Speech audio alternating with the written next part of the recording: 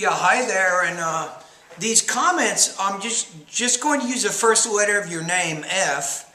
And in your situation, you got 63 on your previous TOEFL test on March 2nd. You said that you need your urgent assistance because you registered for the next exam on the 25th of April. So you said, unfortunately, I find your website too late. I have listed my scores in each section below. So you got 14 points in the reading, you got 15 points in the listening, 18 points in the speaking, and you had 16 points in the writing area.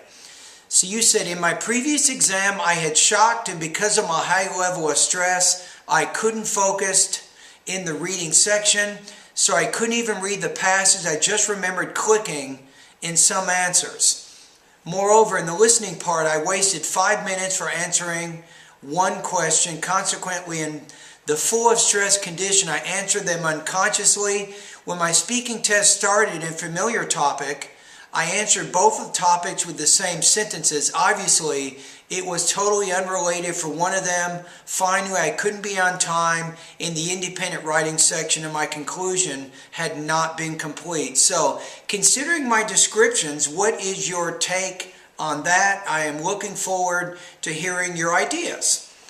Good questions.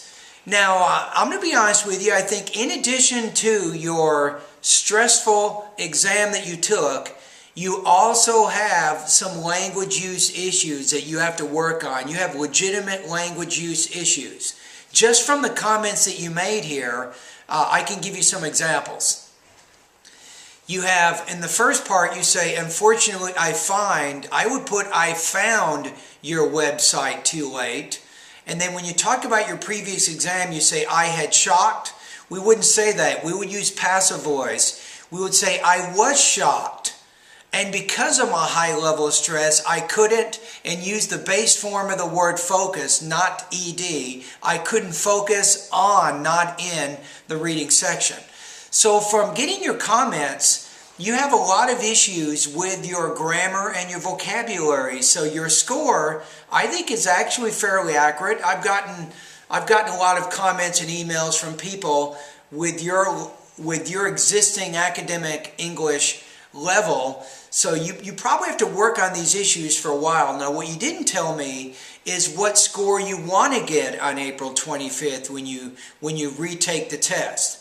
So my suggestion is you got a minimum of about 3 or more months ahead of you before you will have solved the language issues that you need to solve in order to get the results that you seek on the TOEFL exam.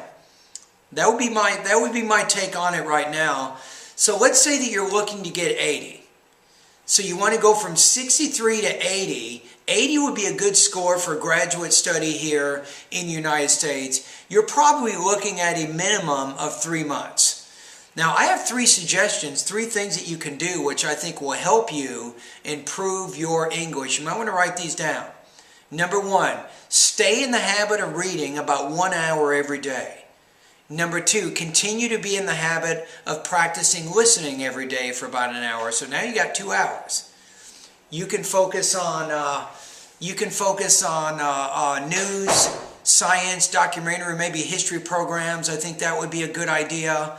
Also, when you're doing the reading and the listening practice, get in the habit of note-taking so you can focus on some of those important ideas. I think that would be very useful to you. And also, in addition to doing the 1 hour of reading and listening practice, you can also use my course. And I'm going to recommend my 90-day TOEFL study guide. You can practice maybe 2 hours a day using my course. So if you do 2 hours a day at my online course, then you're doing the 2 hours of reading and listening practice each day. I think in about 90 days, you will have solved enough language problems, I think, to see some significant results or increases in your TOEFL score. That would be my advice right now. All right, anyway, thank you very much, and all the best to your high-scoring TOEFL success.